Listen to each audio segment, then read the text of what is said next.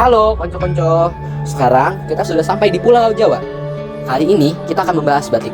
Konco-konco, tahu nggak sih dalam pembuatan batik ada banyak teknik yang digunakan loh. Pertama, kita mulai dari batik tulis. Metode ini menggunakan alat berupa canting. Jadi, canting diisi dengan lidi malam panas untuk menggambarkan pola di kain. Lalu, pola ditutupi kain dan setelah itu, kain diwarnai hingga lilin dilepaskan dari kain.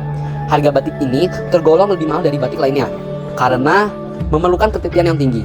Kedua, ada batik cap. Teknik ini seperti kita menggunakan stempel. Bagian tengah cap memiliki motif ukiran batik yang akan dicelupkan ke dalam cairan malam dan ditekankan dengan keras di atas kain. Waktu pembuatan batik dengan teknik ini tergolong cepat. Dan yang terakhir, batik kombinasi. Batik kombinasi adalah perpaduan antara batik tulis dengan batik cap. Teknik pembuatan batik ini diciptakan untuk menyempurnakan hasil batik cap yang bisa membuat motif besar. Detail motif yang ukurannya lebih kecil disempurnakan menggunakan canting. Keseluruhan dari proses ini lebih banyak menggunakan cap, namun dengan pekerjaan sedikit lebih lama dari batik cap. Konco-konco, benar deh. Di sini dilihat-lihat ada teman-teman lagi pakai batik nih. Hai guys. Hai. Teman-teman lagi pakai motif batik apa sih? Kalau baju yang aku pakai ini bukan batik namanya, Dit. Karena walaupun motif baju ini adalah batik, tapi baju ini dibuat dengan cara printing. Oh gitu ya, bukannya semua baju yang bermotif batik itu dinamakan batik? Enggak semua, Dit. Jadi ada beberapa ciri-ciri kain bisa disebut sebagai kain batik nih, Konco. Nah, contohnya yaitu motif dari kain itu sama persis depan dan belakangnya. Nah, dibuatnya juga menggunakan lilin malam atau cap panas. Seperti itu. Nah, bener banget tuh. Biasanya di bagian pinggir kain masih ada bekas rebus-rebus warnanya gitu.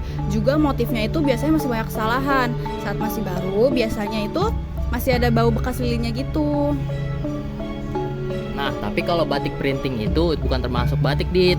Karena motif di bagian belakangnya itu berbeda dengan motif di bagian depannya. Jadi kayak agak kurang simetris gitu. Nah, kayak contoh dari kain batik yang sebenarnya ini kayak aku pegang sekarang, Dit. Ini baru dinamakan kain batik. Oh gitu ya, baru tahu gue. Coba lihat deh kainnya. Ini kamu kainnya buat sendiri ya? Susah nggak kira-kira? Wah, pas banget nih. Kemarin baru aja aku ke Pekalongan untuk membuat batik. Nah, jadi gini, Dit. Pertama-tama cara membuat batik itu kita membuat sketsa atau pola di atas kain mori. Nah, selanjutnya pola yang sudah dibuat itu atau disketsa digambar ulang menggunakan canting gitu. Nah, kemudian setelah semua polanya tertutup, kain batik akan diberikan pewarna. Nah, langkah terakhirnya, kain direbus dengan air mendidih untuk menghilangkan lilin yang ada pada kain. Nah, saat proses pewarnaan ini, teknik yang digunakan adalah diwarnai dari warna yang paling pekat ke yang lebih terang. Oh gitu ya, berarti cukup kompleks juga ya. Iya, makanya harga dari kain batik itu nggak murah, Dit. Karena proses pembuatan satu kain batik ini bisa memakan waktu sampai berbulan-bulan. Oh gitu. Oke teman-teman Nusantara, saat ini kita sudah dapat informasi tentang batik. Saksikan terus perjalanan Nusantara. Dadah.